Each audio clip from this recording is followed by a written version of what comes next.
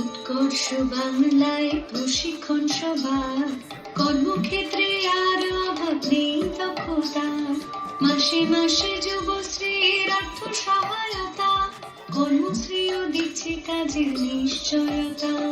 শুনো শুনো বন্ধুগণ, শুনো দিয়ামন, বাংলার উন্নয়ন করি বিবরণ, আজ করি বিবরণ।